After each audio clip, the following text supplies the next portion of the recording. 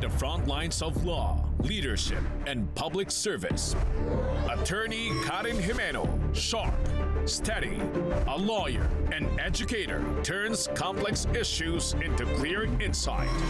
Attorney Mike Toledo, seasoned, fearless, a strategist and communicator whose voice has shaped public understanding of law and governance. Together, they make the law accessible, connecting principles with real-life questions, confronting the issues that define our nation.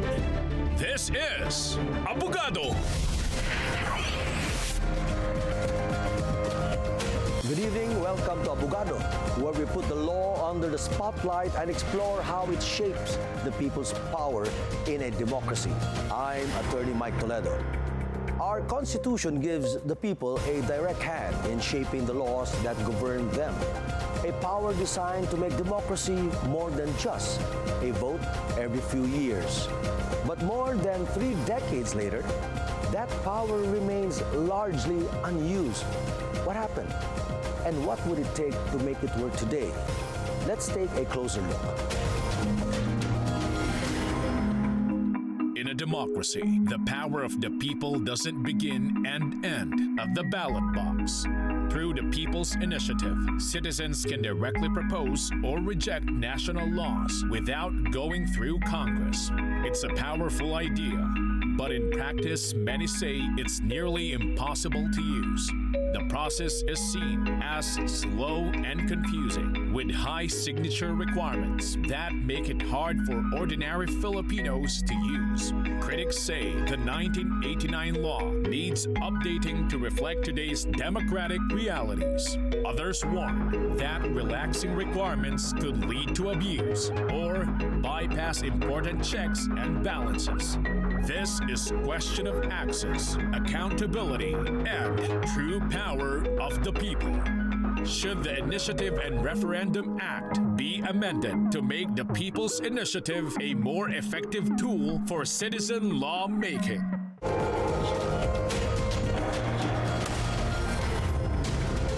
Joining us tonight are 2 guests from DivinaLaw, both legal experts who have written, taught, and practiced across key areas of law.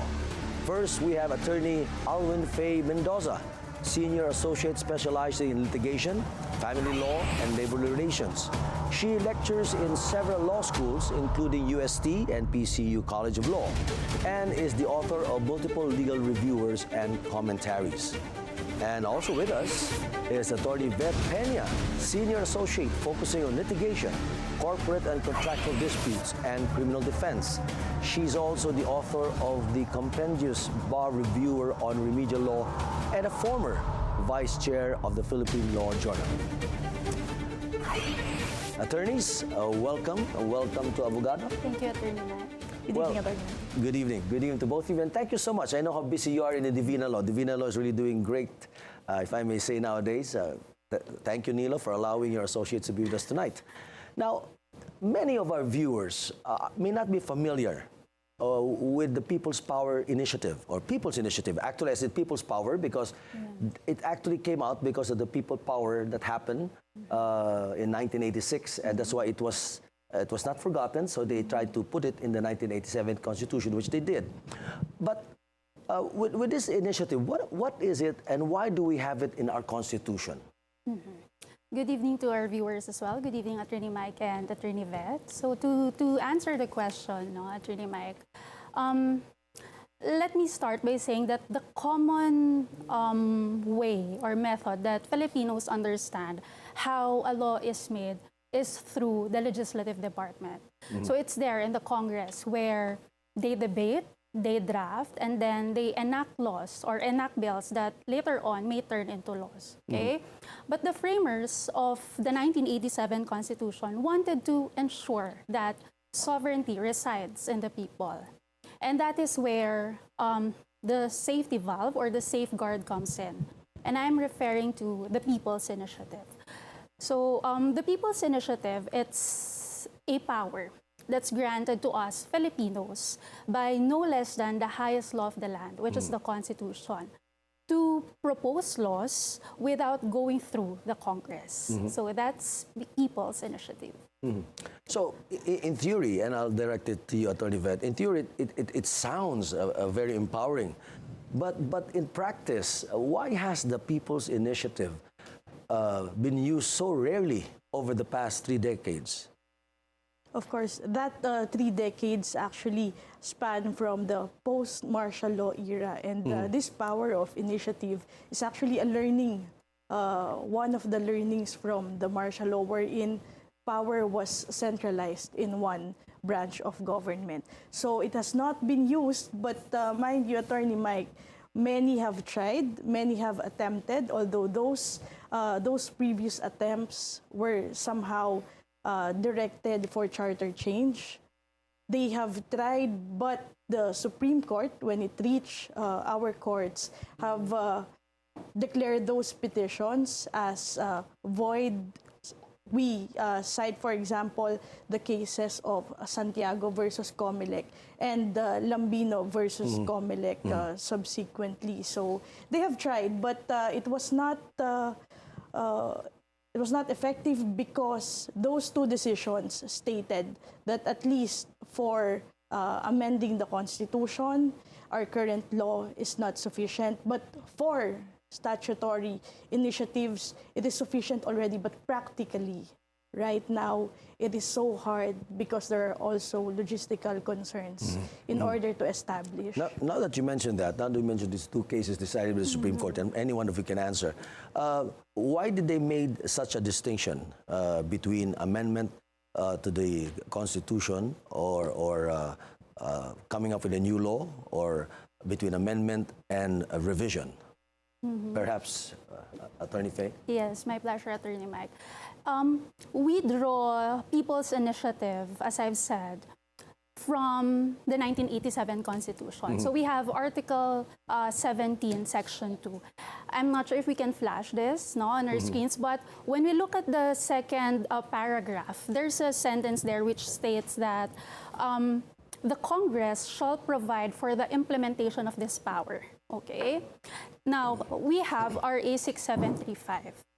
And the question now is RA 6735 complete, or does it completely fulfill the constitutional mandate of enforcing people's initiative? Now, in Santiago, the Supreme Court said, unfortunately, it's not complete for several reasons. First reason being, when you look at Section 2 of RA 6735, there's a mention there of the word Constitution. But the Supreme Court said, in the case of Santiago, that the Constitution, the word Constitution there is neither germane nor relevant to the rest of the words surrounding that section. Why? Because Section 2 of RA 6735 pertains to initiative and referendum of national laws. Yes. Okay? Then the second reason that the Supreme Court said is, take a look at Section 3. Section 3 points out 3 methods of initiative. We have initiatives on amendments of the Constitution. We have initiatives on national laws or laws affecting every Filipino citizen. And the last method is initiatives on local legislation, which is the ordinances. And also referendum. Yes, yes, Attorney Mike. But when we correlate Section 3 with Section 5, you look at Section 5, and Section 5 is silent on the contents of the petition of an initiative on amendments to the Constitution. It only relates to the contents of a petition pertaining to initiatives on national laws. And the last reason that the Supreme Court provided in the case of Santiago is that, again, when you look at 6735, it's divided into several subtitles. Subtitle 2 pertains to initiatives on national laws. Then subtitle 3, we have initiatives on local laws. But look, there's no separate subtitle on initiatives on the Constitution, on amendments to the Constitution. So Supreme Court said, no, there is an obvious downgrading of the more paramount or more important system of initiative, which is the initiative on amendments to the Constitution. Now, should we just liken the rules on the amendments of the Constitution to the amendments of the national laws? I mean, on initiatives on national laws? Well, my opinion is that no, because even the Constitution itself sets a higher parameter in amendments to the Constitution, which is it must be supported, the petition must be supported by at least 12% of the total number of registered voters, of which at least 3% must be coming from, of which 3%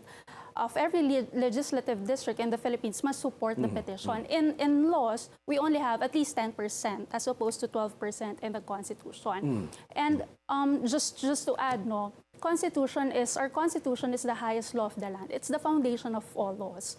On the other hand, laws are meant to evolve. They're meant to change depending on the needs of the society. So if we will just liken Constitution with the laws, then the Constitution might lose its authority and stability. Okay. Now, ang sinasabi natin sa Ligang Batas na kailangan talaga magkaroon ng People's Initiative. That's very clear. And that is as an offshoot nga of what happened in 1986, People Power. But it also said there in the Constitution, just like the dynasty law or the dynasty, iba, kailangan it should be implemented through a law. So, ang tanong ko sa inyong dalawa ngayon, meron bang law implementing the provision stated in the Constitution regarding People's Initiative? Is there already a law? Or because it would seem that the RA 6735 is not that law. Attorney Vat? Para sagutin yon, ang RA 6735, Attorney Mike, ay siya talaga ang batas na ginawa ng ating Kongreso na nakatakda sa konstitusyon ng sabi doon, agad-agad dapat gawin nila yung batas na magbibigay ng buhay sa probisyon tungkol sa initiative. Pero ang sinabi ng Supreme Court, kulang. At least yung bahagi na para sa pagbabago ng konstitusyon. But doon sa mga initiative patungkol sa mga batas, ito ay magiging sapat. Kaya kung may susubok man sa ating mga kababayan para sa People's Initiative, sapat ang RA 6735. Bagamat mahirap yung mga pamantayan na naroon, ito ay magiging sapat para ipagpatuloy ang People's Initiative. So kung ang gusto mo ay constitutional amendment, hindi pwede ang 6735. Pero pag changes sa batas, in the laws, and even local ordinances, pwede. And that is good. No? At buti at klarong-klaro yan. No? And then kanina, Attorney Faye, you touch on yung moves or initiatives to amend provisions of the Constitution. But as we all know, ang nangyari, every time that there has been even during the time of Estrada, I remember, even during the time of President Estrada, there was really an attempt to change the economic provisions of the Constitution. Palitan ang mga economic provisions lang. Dahil talagang nakita nila, kinumpare nila sa mga constitutions ng ibang bansa. At medyo archaic tayo, medyo luma tayo. No? Like masyado tayong protective when it comes to real property, tapos yung foreign investments. No? It doesn't really encourage foreign investments, they say. Kaya nga, they were planning to change that. Unfortunately, hindi na dumating sa panahon na yun because, as you know, Arab had to step out of power. Now, during the time, President Ramos, meron din silang pirma, di ba? They wanted changes, but it was, and then again, recently, there was again attempt to make amendments to the Constitution. But the thing is, every time na merong gustong mag-amend, ang unang pumapasok sa isip ng ating mga kababayan, ay, alam na namin, that's not your real agenda. Ang totoong agenda nyo is just you'd like to prolong yourself in power. Gusto nyo lang talagang tumagal dyan. Kasi ang sinasabi nga nila, maski ano sabihin mo, you want to change the Constitution, pero focusing only on the economic provisions. Pero once you open it up, they say, wala na. Free for all na, pwede pali political. So you can actually extend your terms and all that. So quickly, to the both of you, maybe start with you, Attorney Faye. What is your reaction to that?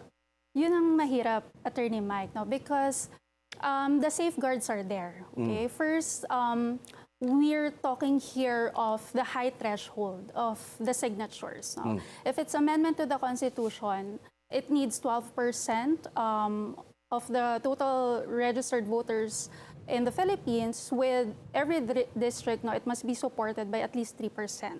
Okay? this amount of signatures doesn't happen overnight, not even in a few months, okay? And probably the reason there is that the framers of the Constitution wanted to ensure that the People's Initiative will serve as a vehicle to reflect the genuine will of a diverse population, and not just, let's say, a momentary sentiment of a group. No? But another thing that that I would consider as a challenge to the People's Initiative is sometimes we Filipinos have trust issues. Yun nga, Attorney Mike, nabanggit So may mo. duda. Yes. Duda kagad.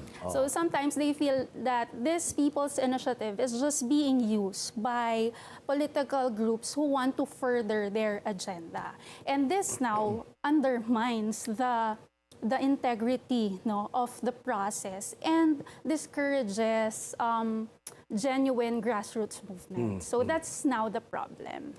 Now, Attorney Vet, how can we overcome that? Paano natin pwedeng sabihin? Kasi siguro talagang mayroong mga provisions ng ating saligang batas na kailangan talagang bisitahin, pag-aralan at maybe it should adjust to the times, no? Kaya nga sabi nila, a constitution is a living document. Kaya nga if you notice, the US Constitution is quite short. It's quite brief. But it has been there for more than 200 years, di ba? And it allows flexibility for the legislators. Pag nagbago ang panahon, nagbago whether economic or political, you have the flexibility to make adjustments, di ba? Pero pag masyadong ilagay mo lahat sa saligang batas, nagiging inflexible ka.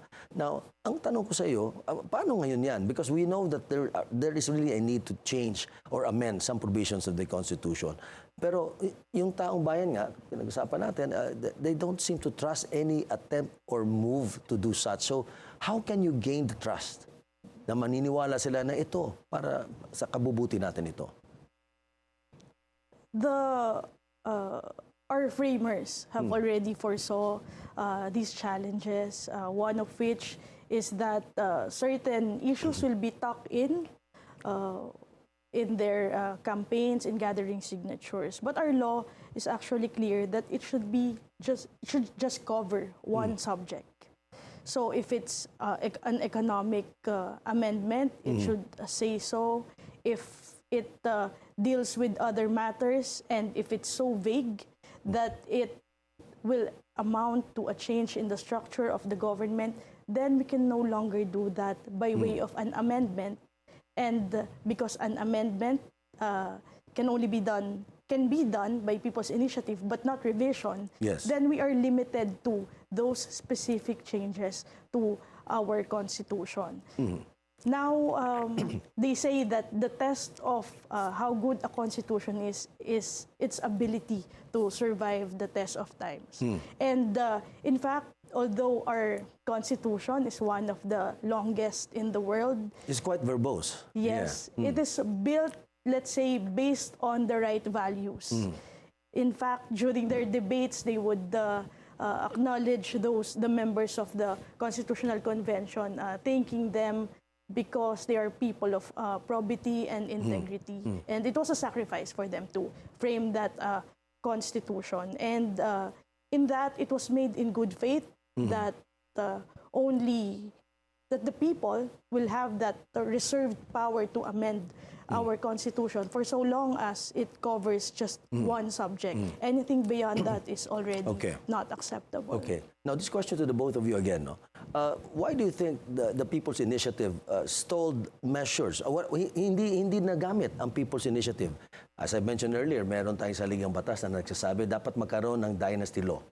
Diba? But it has to be, of course, it has to pass a law against dynasty, diba? Pero how come up to now, obviously, we understand why Congress will not pass such a law, di ba? Pero how come up to now, nobody, ang taong bayan, nobody initiated, for example, to come up with a law on the anti-political dynasty bill, di ba? And then nobody also initiated, for example, the divorce law. Kasi we are the only country, aside maybe from the Vatican, we're more popish than the Pope, di ba? Dati tatlo tayo, Malta natitira na hindi pumapayag ng divorce. Malta, the Philippines, and the Vatican. Ngayon, Malta pumayag na, and dalawa na lang yata tayo in the Vatican. And then pati yung SOGI, equality bill, na importante din yun. Pero hindi gumagalaw sa Kongreso. Di ba sapat na ang tao na ang gagalaw at gamitin itong nakalagay sa saligang batas na kanilang, that's their power, no? To make amendments pursuant to the Constitution. So, both of you, who wants to answer first? Yeah.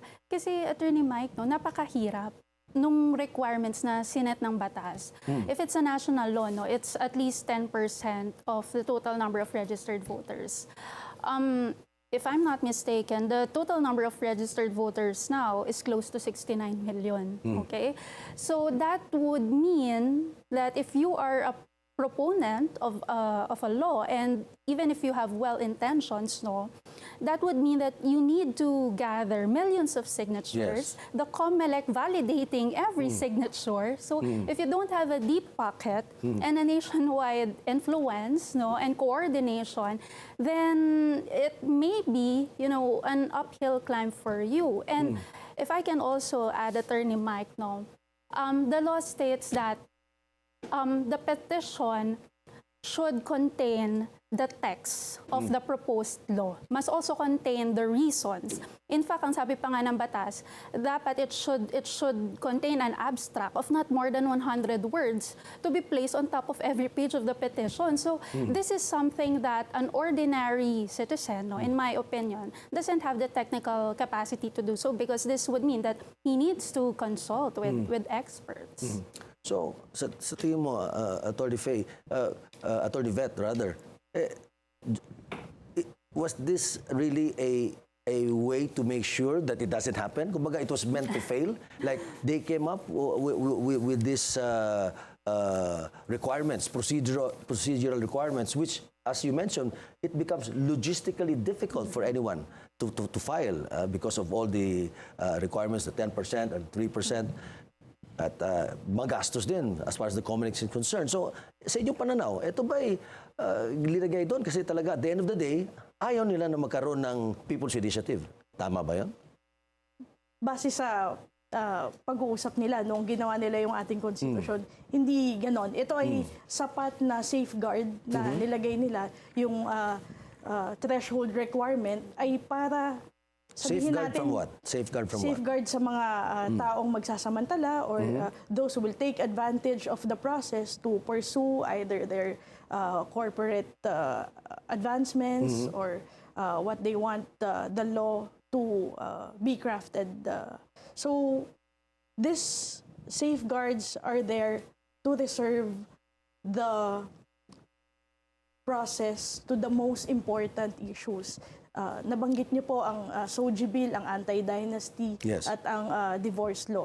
Yung sinabi po ni Atty. Faye na threshold requirement, 10%, and also 3% for every legislative district, isa yun sa mga kakaharapin pagka divorce law ang sinimulan natin. Dahil kailangan siguraduhin mo na sa bawat distrito may suporta ka. May suporta ka ng mga tao. And still more than the majority of our people would have their opinions based on their faith. And so, isa yun sa mga challenges. And again, doon sa related to the number requirements, you lose one legislative district. That's it. Yeah. That's it. Yes. It's over. Yeah. And for SOGI bill, it's because the requirements of SOGI and the matters enclosed therein are so broad that it will not be convenient to include that in a people's initiative. As to the anti-dynasty bill, I think this is the perfect one, because as it is written, the people's initiative will skip Congress, and because they don't want, obviously, they don't want to legislate that, and maybe it's time for the people to do it. And that's it, because it seems like, that, as I mentioned earlier, parang the requirements are quite steep, no? So, for example, no, as you already touched on, the law also demands physical signatures, personal verification, and massive coordination. So now, in this digital age, hindi ba pwedeng, can we just now recognize digital or online signatures to make the process more realistic? Meron na meron ng technology dyan Maybe a portal, no, online portal where you can file your petition.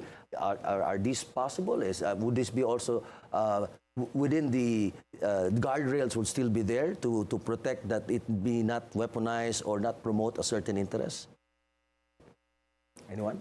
Ako, Attorney Mike, I support that idea, but not totally or completely electronic signatures, because what about our kababayans, no, who do not have access to electronic devices? So probably we can explore physical and also electronic signatures. Kumbaga, it's a fusion or a hybrid. I believe rin kasi, Attorney Mike, that initiative has to evolve with the demands of the society. No? The lawmaking power should also evolve, no, depending on how we live and communicate nowadays. And technology, sabi nga nila, data is the new oil. So technology, no, I believe, can fill this gap of logistical and financial challenge to the initiative. But first of all, Attorney Mike, it should be legislated, and it should come in the form of a law, not just mere guidelines from the Commission on Elections, although they are doing the revisions and the amendments right now of the implementing rules of RA 6735. And also, it will not come unchallenged for sure, because if the metrics will not ensure equal protection and access to everyone, whether citizens here or also our OFWs abroad, then there will be a challenge. So when you say there's a challenge, there will maybe a TRO filed in court or a petition to be filed, no, to stop it, no?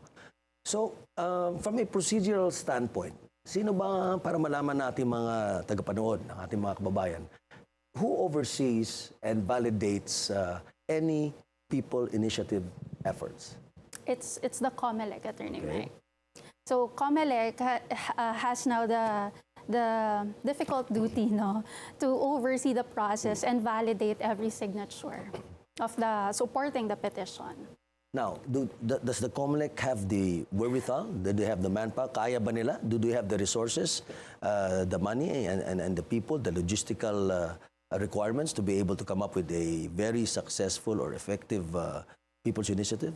We hope so. Actually, Commissioner George Garcia in one interview said that plebiscite, which is the end of every people's initiative, would require at least 13 billion.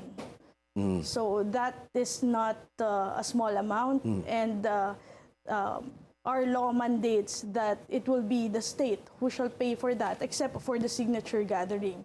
And right now, they have the election officers in each municipality and city to verify at least. So the minimum requirements will be met at the very least. But the question of practicality is another thing, Attorney. Now, eto siguro, no, kung sa ating mga nanonood, whether you're a lawyer or not, lalo na yung mga guests namin dati dito, yung mga deans of the different law schools, no, mga top-notch lawyers and deans.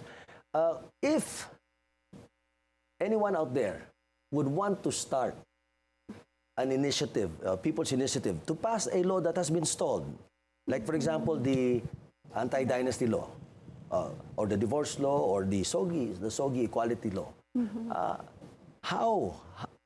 what are the concrete steps that they would have to take to make sure that they're able to, within the current rules, to successfully pass this law through the People's Initiative? Sa akin, Attorney Mike, ang pinakamahalagang step siguro ay magkaroon muna ng konkretong proposal. Okay? Because if, for example, you want to push for anti-political dynasty law, you cannot just ask Filipinos if they are against or if they are for anti-political dynasty. You cannot just tell them that you want divorce, no? You need to come up with a text of the law that you are proposing, no? So it's as if you are a member of the Congress drafting really a statute. Yes. And then you must also come up with the reasons why you are proposing the law, because it's also part of the petition. The reason behind that is that we want that when we gather the signatures, we obtain informed consent on the part of the Filipinos. Informed consent meaning they know what they are signing. Yes. No? So how do we do that? We let them read the proposal, and then we let them understand, and then we let them debate, because probably there are counter proposals to the law. And then Meron time frame ba yan? for like an information campaign, information drive? Unfortunately, Attorney Mike, no, as compared to the other jurisdictions, we do not have insofar as RA 675 is concerned. Oh, why is that? Because syempre, sabi mo, tama ka, no? If the people are able to vote wisely, they should be properly educated. Dapat alam nila kung yan yung issue, di ba? Pero bakit, unlike the United States, for example, or Australia, I think, or New Zealand, the other some European countries which also adopted the People's Initiative way of amending the laws, why don't we have a time frame here? Siguro, Attorney Mike, that is the gap that we need to fill, and probably that is where technology can also come in. For example, in Taiwan, if I may cite that as an example, they have this secure online platform where their citizens can view all the filed petitions and all the signatures supporting the petitions. In fact, all the counter proposals are also there. So basically, it's like a digital town hall where they can see how far along a proposal is. So probably it's something that we can adopt once we have a secure system. You can, of course, add to what Atty. Faye said. But before adding to that as well, let me ask, how come with all the technology now that we have, how come there's no real move really to push for the passage of a particular law which is stalled in Congress? No? Bakit ganun? Meron na eh. Meron ng technology, and then meron ng batas, may guardrails. But why? But wala pa rin? Perhaps history can answer that, Attorney Mike. If we look at the two petitions that at least became tangible and have gathered enough signatures, it's as if they came from the top. While there were citizens and individuals supporting those petitions, they were driven by more political agenda. But if we were to start our own advocacy, it has to come from the grassroots. There should be mobilization. You should harness the energy of the people, because again, we have to check all legislative districts and we have to gather sufficient signatures. So it really has to be ripe before we launch it, before we convince people to, of course, sign and support it. And just by way of comparison, in other jurisdictions such as the one you mentioned, Switzerland, and also the United States, they are more open, and even the supporters, in terms of financing, they would declare who is actually financing these initiatives. And that's the one missing in our jurisdiction. So the transparency. We don't know who really is paying for those expenses. And which became also an issue, when we get back, I'll talk briefly about that now. So we'll take a short break. When we return, we'll ask what a truly modern people's initiative could look like and what laws the people themselves should be leading. This is Abogado. Don't go away. Stay with us.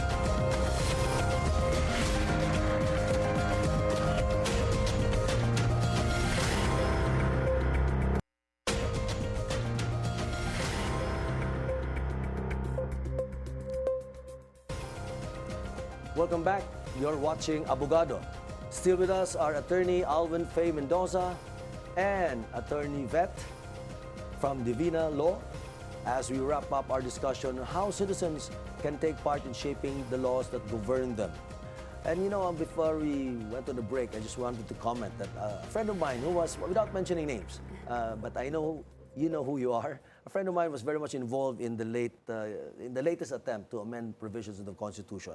And malita ko nga, they were able to gather already the necessary percentage requirements, no? Both on a national and on a legislative district level. Pero for some reason, they decided not to proceed with it because it was already under attack. Again, the issue of trusting the people behind it. That's why perhaps your suggestion that we should follow kung ano yung nasa ibang bansa in Switzerland, in the United States, for example, na nagkakaroon talaga ng transparency, no? Para talaga mawala yung duda.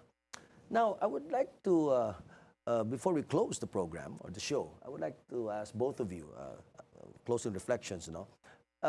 If you were to design a modern people initiative system for today's democracy, one that is both accessible and protected, what would it look like? Let's start with you, Attorney Vet.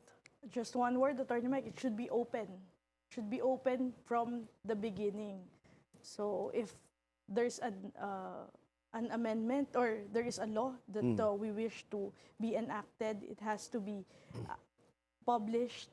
If so, we can add in the rules that there should be a hearing. At least we're able to check who are the people behind it, if it's from the grassroots, and so be it.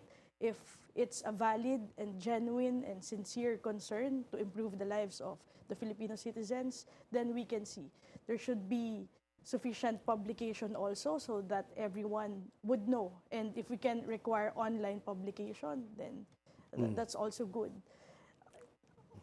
To add also the contributors, sponsors, financiers, there should be an open access also to that information so that the public can see who really is behind these propositions.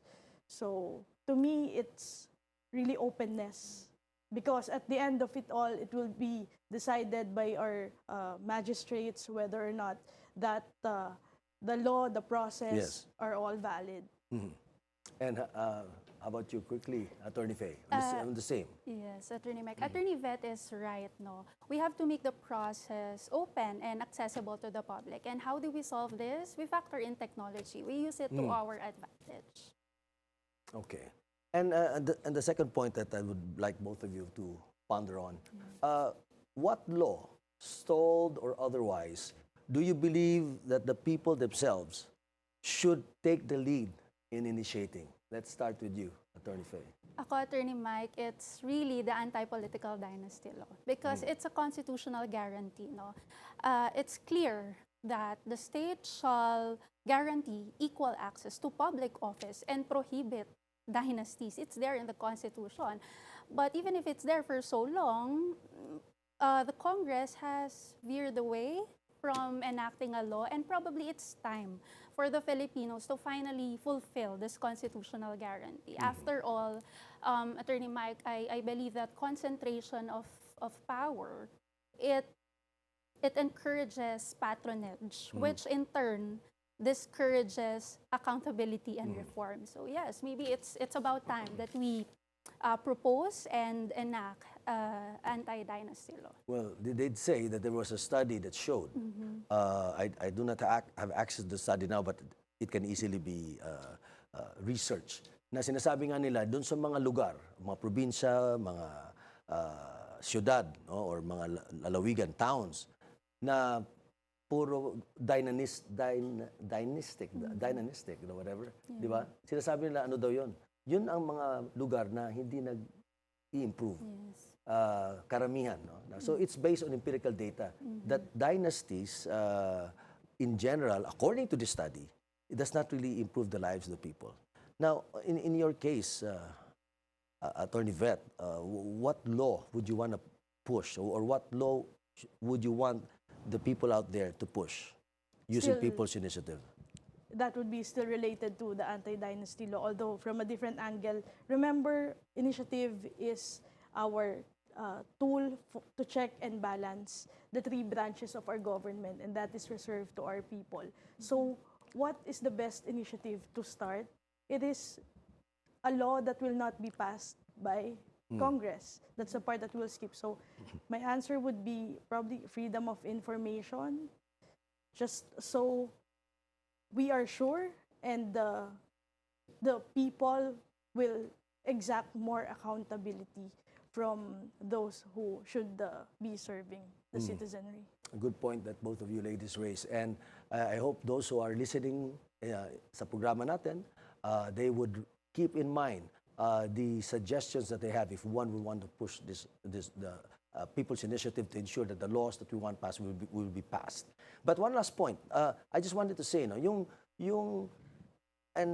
again, this goes to mind again as to really the intention. No?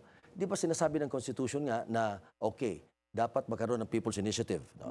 Pinakita doon. Pero dapat magkaroon ng batas to implement the constitutional mandate. Yeah. So di ba parang binalik pa rin sa Kongreso? Ito na nga, sinasabi na ng Constitution, yeah, you have People's Initiative, you use it, but you have to wait for Congress to pass a law. So binalik mo pa rin sa Kongreso. Anong tingin niyo doon? What do you think of that? Sa akin, Attorney Mike, no, it's probably to set the limits, no, Okay. on how the initiative may really be enforced and may truly reflect the genuine will of the Filipinos. So that's my take on that. After all, in the Congress, we are represented by our district representatives. So they reflect the sentiment of the area, no, that where the, or of the citizens in that area where they are elected. So the idea behind that is really to push for limits by which we can exercise this power to People's Initiative.